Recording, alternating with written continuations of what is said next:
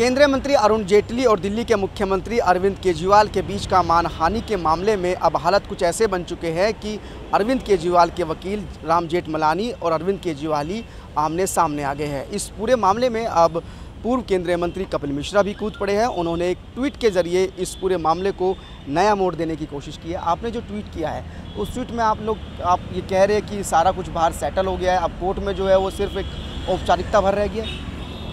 जो जानकारी पार्टी के कुछ लोगों ने जो अरविंद केजरीवाल जी के बहुत ख़ास हैं उन्होंने मुझे बताई है वो ये है कि कुछ दिन पहले केंद्र सरकार के एक मंत्री के यहाँ पे अरविंद केजरीवाल जी गए हैं और वहाँ पे उन्होंने कुछ चीज़ें कही हैं। उन्होंने ये भी कहा है कि मैं अब केंद्र सरकार के ख़िलाफ़, खासकर प्रधानमंत्री के ख़िलाफ़ कोई बयान नहीं दूँगा।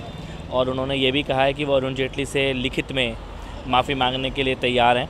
तो ये 2-3 चीज़ें उन्होंने वहाँ पर कही हैं और इस बारे में बताया गया है कि बीजेपी के सीनियर मंत्री के यहाँ पर अरविंद केजरीवाल जी जा रहे हैं और समझौता करने के कोई रास्ता ढूंढ रहे हैं। ये तो लगा है और आज जेठमलानी जी ने भी बयान दिया है, तो दोनों बातें एक दूसरे से जुड़ी हुई लग रही हैं। आपको कहाँ से पता चला कि एक केंद्रीय मंत्री के घर पर बैठक हुई है और ये सारा कुछ सेटलमेंट हो गया है? अरविंद ने लिखित माफ़ीनामे की बात भी मान ली है। आम आदमी पार्टी में पहले दिन से हूँ और उससे भी 10 साल पहले से अरविंद केजरीवाल जी के लोगों के साथ हूँ, तो वहाँ पर पत्ता भी खड़कता है तो मुझे पता होता है। आप केंद्रीय मंत्री का एक जिक्र कर रहे हैं, कौन ऐसा केंद्रीय मंत्री है जिसने मीडिएटर की भूमिका निभाई और जिसने पूरा मामला सेटल करा दिया लगभग? अब नहीं, मैं ये नहीं कह रहा कि मीडिएटर हैं और सेटल हो गया है। अरविंद जी ने अपनी तरफ से ये प्रार्थना की है वहाँ पर। अभी वो मानी जाएगी या नहीं जाएगी इस बारे में मेरे को मालूम नहीं है, लेकिन उन्होंने अपना संदेश भिजवाया है।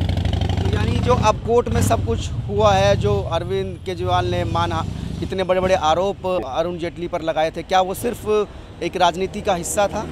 अरविंद केजरीवाल जी तो इस मामले से किसी तरह से बच के निकलने का रास्ता देख रहे हैं, लेकिन मेरे को ये जानकारी नहीं है कि उन्हें दूसरी तरफ से रिस्पांस मिल रहा है कि नहीं मिल रहा है। तो क्या मेरा सवाल ये है कि जो अब तक अरविंद केजरीवाल ने किया अरुण जेटली को लेकर, कई उन पर आरोप लगाए, चाहे दिल्ली क्रिकेट संघ में घोटाले का मामला हो या कोई दूसरा मामला हो, वो सब क्या सिर्फ राजनीति था, सिर्फ आरोप लगाओ और निकल जाओ, ऐसी उनकी जो एक छवि रही है उसी के हिसाब से था वो सारा कुछ? आज तक उन्होंने किसी भी भ्रष्टाचार के मामले में जाकर FIR दर्ज नहीं कराई है, चाहे CBI हो या ACB हो या कोर्ट हो, चाहे शीला दीक्षित के बारे में हो या किसी भी और मामले में केजरीवाल जी ने कभी भी भ्रष्टाचार के खिलाफ कोई केस दर्ज कराया हो या जाके कोई डॉक्यूमेंट दिए हो, ऐसा किया ही नहीं है।